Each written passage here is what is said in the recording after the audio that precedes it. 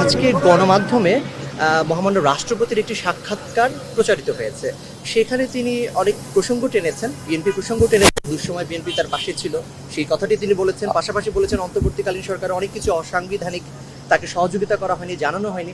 তার এই সাক্ষাৎকার নিয়ে আপনাদের তরফ থেকে একটু প্রতিক্রিয়া জানতে চাই। এই মুহূর্তে সাক্ষাৎকারটা আমরা মন্তব্য করার জন্য যেভাবে দেখা দরকার দেখি নাই, দেখলে জানাবো। আমাদের মাননীয় প্রধানমন্ত্রীর বৈঠক চলছে এবং এই বৈঠকে সংশ্লিষ্ট সকল মন্ত্রণালয়ের মন্ত্রী মহোদয়রা আছেন।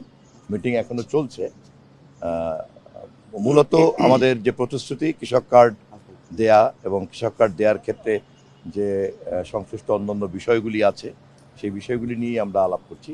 নীতিগতভাবে এটা আমাদের বহু আগেই সিদ্ধান্ত, আমরা বাস্তবায়নের জন্য আজকে প্রথম বৈঠক মাননীয় প্রধানমন্ত্রী করছেন। ইনশাল্লাহ যত দ্রুত সম্ভব আমরা ফ্যামিলি কার্ডের মতোই কৃষক কার্ডের পাইলট প্রজেক্ট শুরু হতে যাচ্ছে। এটাও কি ঈদের আগে কি কৃষক কার্ড বিতরণ শুরু হবে? সময়টা এই মুহূর্তেই বলা যাচ্ছে না, কারণ সময়ের সঙ্গে তো প্রস্তুতির অনেক বিষয় জড়িত। তবে আমাদের মাননীয় প্রধানমন্ত্রীর নির্দেশ এবং তার পরামর্শ হচ্ছে যত দ্রুত সম্ভব এটা করা যায়। তো সংশ্লিষ্ট মন্ত্রণালয় সকলে বেছে বের করছেন যে কিভাবে দ্রুত করা যায়। এই কার্ডটা পেলে একজন কৃষকের উৎপাদনের সঙ্গে সংশ্লিষ্ট সকল ধরনের সুযোগ সুবিধাই তিনি পাবেন। যেমন ধরেন তাকে আপনার কৃষি জ্ঞান, কৃষি যন্ত্রপাতি সহজলভ্য করা, তাকে আপনার সার, কীটনাশক, বীজ, অল কৃষি উপকরণ, যে কোনো ধরনের সহযোগিতা তাকে করা।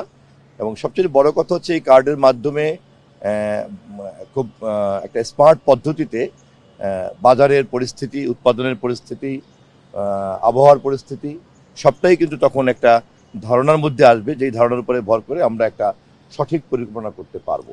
পরিসংখ্যানে যত কৃষক উল্লেখ আছে, অবশ্যই পাইলট প্রজেক্ট তো সবাইকে নিতে পারবো না, পাইলট প্রজেক্টের মাধ্যমে আমরা ধীরে ধীরে শুরু করবো। আজকে গণমাধ্যমে মহামান্য রাষ্ট্রপতির একটি সাক্ষাৎকার প্রচারিত হয়েছে।